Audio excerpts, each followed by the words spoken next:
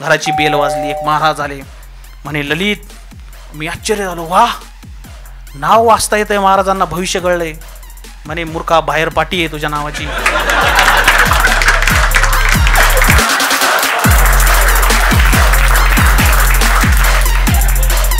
Market खाली गेल्यावर काय करायचं? शेअर घ्यायचे. वर गेल्यावर विकायचं. वा, किती डुबलाय तू. आई शपथ, याचे 200 परत करा.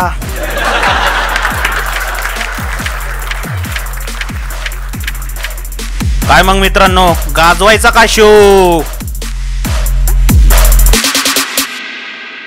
नमस्कार, मी ललित. आणि माझं नशीब एवढं भंगारे, एवढं भंगारे. मागच्या महिन्यात मला एक कुत्रं चावलं म्हणून हॉस्पिटलला गेलो. डॉक्टरनी 14 इंजेक्शन दिली. बाहेर आलोय, तेच कुत्रं मला परत चावलंय. ह्या वेळेस तर अशा ठिकाणी चावलंय, डॉक्टर कन्फ्यूज. इंजेक्शन देऊ तर देऊ कुठं?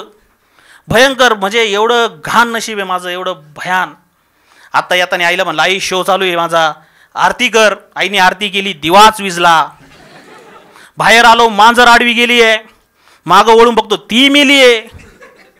आई म्हणजे डेंजर आहे हो माझी, खतरनाक. मागच्या महिन्यात जिम लावली होती, प्रोटीन आणलं, घरी ठेवलं. बाहेर गेलो, आईला वाटलं बेसन पीठ आणलं, भजे तळले. पप्पा 2 भजे खाऊन डिप्स मारायला लागले. भाऊ अंडर पॅन्टीवर WWF. म्हणलं देतो काय फाईट. मागच्या महिन्यात आमच्या गलीत भंडारा होता. म्हणलं रात्रीच जेवायचं नाही, सकाळी भंडारा आहे. आईला म्हणलं, आई माझा स्वयंपाक बनवू नको. आई म्हणलं चांगलं आहे. लगेच बिर्याणी बनवली. सकाळी गेलो, उठलो, देवाचं दर्शन वगैरे घेतलं. बाहेर येऊन बघतो तर भंडारा संपलाय. अजून बाहेर आलो तर चप्पल चोरीला गेली आहे. एवढा फ्रस्ट्रेट झालो. म्हटलं करावं काय. मग मॅगी घेतली. मॅगीत बघतोय तर मॅगीत मसाला नाही. मग घरी येऊन तेच घराचा मसाला बिसाला टाकला. त्याच्यात घराची बेल वाजली. एक महाराज आले. म्हणे ललित.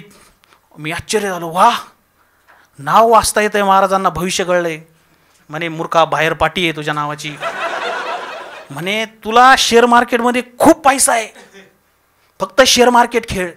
म्हटलं महाराज मला पण माहिती, पण आतली टीप द्या. म्हणलं वाटलं झालं तर टेलिग्रामवर पाठवा, पण द्या. ते म्हणले अंबानीचे शेअर घे. माझं नशीब एवढं भंगार, मी अनिल अंबानीचे शेअर घेतले. तिकडं तो वरण भात खातोय पुतण्याच्या लग्नात, इकडं मी मॅगी खातोय बिना मसाल्याची. पण माझं कसं होतं माहिती आहे का? म्हटलं आपण शेअर मार्केटमध्ये लॉस गेलाय, तिथंच काढायचं. म्हटलं ह्या वेळेस आपण स्ट्रॅटर्जीने उतरायचं आहे. म्हटलं आपण क्लास लावू. मग एक सर धरले google.com. म्हटलं सर आता माझं सगळं तुमचं, माझा क्लास घ्या.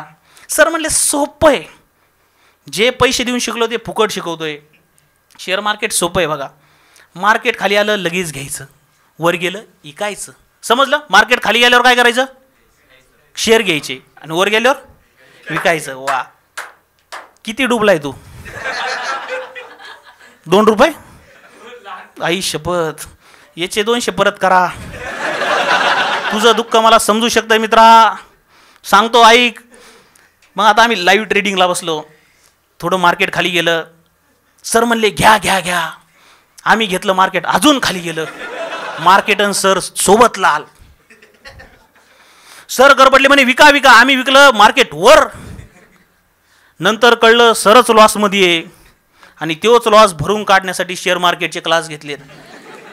असं करून माझे 10 लाख झाले मित्रांनो, 25 लाखाचे. आता दुःख कमी वाटतंय ना?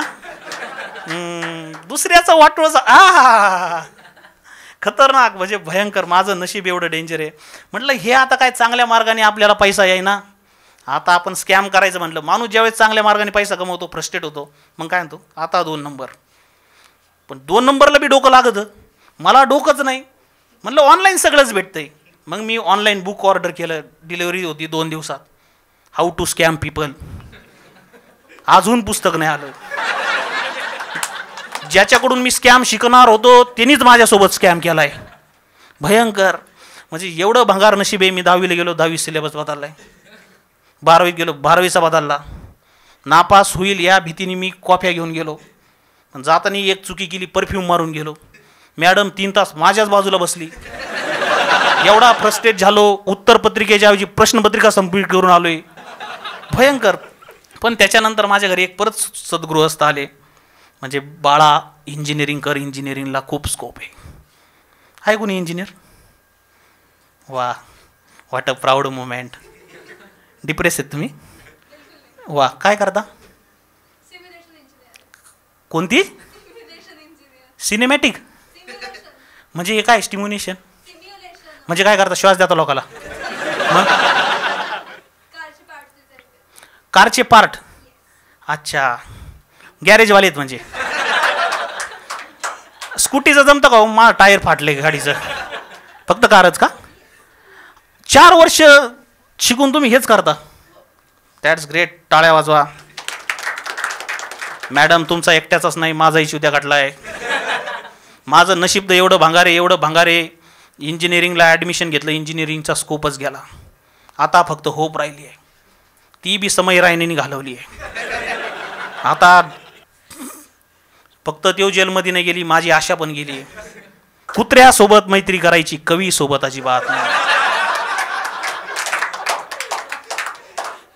ऋषी माझा मित्र आहे. एवढ्या ब्रेकअपच्या स्टोऱ्या सांगितल्या त्यांनी. त्याला रडू आलं. त्याला 4 गर्लफ्रेंड आहेत, तरी रडू आलंय. भयंकर. म्हणजे मी इंजिनिअरिंगला ॲडमिशनच याच्यासाठी गेलं की तिथं होती प्लेसमेंट. प्लेसमेंट माहिती आहे तुम्हाला? म्हणजे इन्फोसिस, विप्रो, TCS अशा कंपन्या कॅम्पसमध्ये येतात, ड्रायव्हरचा पगार देऊन इंजिनियर हायर करतात. आणि त्याच्यात माझं नशीब एवढं भंगार आहे, माझी ब्रँच होती मेकॅनिकल. आहे कोणी? ही काय 5-5 मिनिटाला ब्रँच बदलू राहिली. आताच कधीतरी कॉस्मेटिक म्हणत होती.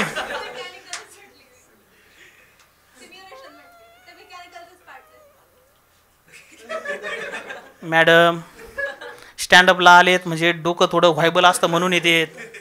तुम्ही अजून मला डिप्रेशनमध्ये टाकायला लागल्यात. लाज वाटायला लागली. एक तर मेकॅनिकलला पुरे असतात 2-4, त्या बी बाहेर येऊन दुसरीच ब्रँच सांगतात. ॲडमिशन कसे घेते मेकॅनिकलला सांग. म्हणजे भयंकर. आणि आमच्या कॉलेजनी मला प्लेसमेंट दिली आमच्या गल्लीतल्या गॅरेजवालेच तिथं. आणि कॉलेज म्हणलं पगार कमी पण शिकायला भरपूर भेटल. मी खूप इच्छा आहे. वा, 6 महिन्यात मी खरंच शिकलो. हवा भरणे, पंक्चर काढणे. गॅरेजवाला बी म्हणला 1 वर्ष केलं का तुला परमनंट करतो. मग मी अजून जोमाने काम करायला लागलो. पण त्याचं गॅरेजवाल्यांचं काय असतं माहिती आहे का? काही गॅरेजवाल्यांचा धंदा नाही झाला का काहीतरी फ्रॉड करायचे. आपण बुक ऑर्डर केलं होतं, बुक नव्हतं आलं तरी शिकलो होतो मी. मग एक गृहस्थ आले माझ्याकडे, म्हणले हवा भर. म्हटलं काका थोडं टायरमध्ये प्रॉब्लेम दिसतोय, तुम्ही 15-20 मिनटानंतर या. 15-20 मिनटानंतर आले. मी म्हटलं काका काय झालं माहिती आहे का? तुमच्या गाडीची ट्यूब खराब होती, मी ट्यूबच बदलली आहे. काका आले, 2 कानाखाली मारले आणि गाडीच ट्यूबलेस आहे, ट्यूब बदललीच कसं काय? भयंकर. मग मला तो राग सहन नाही झाला. बरोबर आहे की नाही? मेकॅनिकलमध्ये पैसा नाही, इज्जत नाही. बरोबर ना?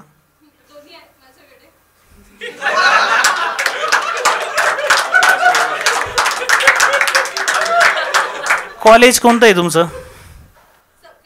सपकाळ. ह्याच पोरी इंजिनिअरिंग करतात, मेकॅनिकल नंतर ब्युटी पार्लरचे क्लास घेतात. मग मी गेलो IT कंपनीची. पहिलाच प्रश्न मी म्हटलं आता आपल्याला सगळं इथंच द्यायचं आहे. म्हटलं माझा इंटरव्ह्यू घ्या. मला पहिला प्रश्न विचारला, कोर्स कोणता केला आहे? ते म्हटले कोर्स कोणता केला आहे तुला ITत घ्यायला? म्हटलं मी MSc IT केला आहे. म्हणले लँग्वेज कोणत्या येतात? म्हटलं मराठी, हिंदी, इंग्लिश. जिरा वापरलाय का? म्हटलं हा, सकाळीच पोह्यात टाकला होता. नंतर म्हणे अरे आता सिरियस हो, शेवटचा प्रश्न आहे, ह्या प्रश्नाचं जर चांगलं उत्तर झालं तर तू हायर आहेस. म्हणे व्हॉट इज युअर स्ट्रेंथ? माहिती आहे याच्यावर हा प्रश्न विचारतो. तू कुठं हा करते? तू मेकॅनिकलला आहे. तुला लगेच म्हणते पाना येतो का? हां चल गाडी खोलायला. भयंकर. म्हणजे मला विचारलं तुझी स्ट्रेंथ काय? मी 10 मिनटं विचार केला आणि मग म्हटलं my strength is I have good patience. आता 12-12 तास मॅनेजरच्या शिव्या ऐकतोय.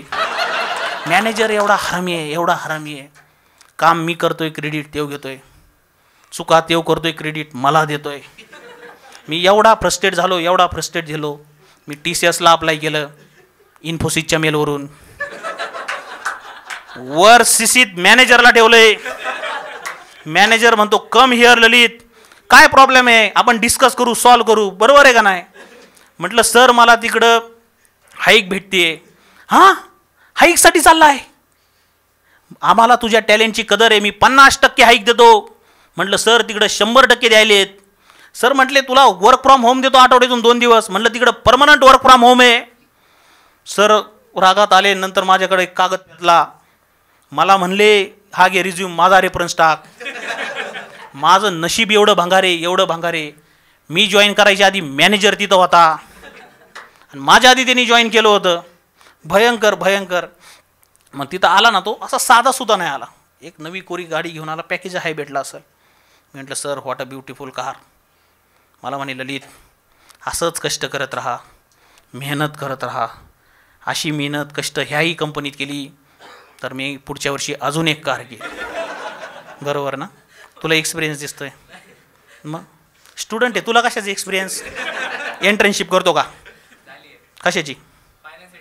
ओ माय गॉड, चिल्लर मोजायचा. खतरनाक खतरनाक. गप्पा मारायच्या थोड्या. परत म्हणायचं नाही रिफंड करा. गप्पाच मारायच्या होत्या, फोनवर मारल्या असत्या.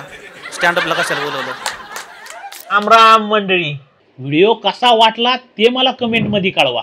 आणि हो, चॅनलला सबस्क्राईब केल्याशिवाय जाऊ नका बरं. धन्यवाद.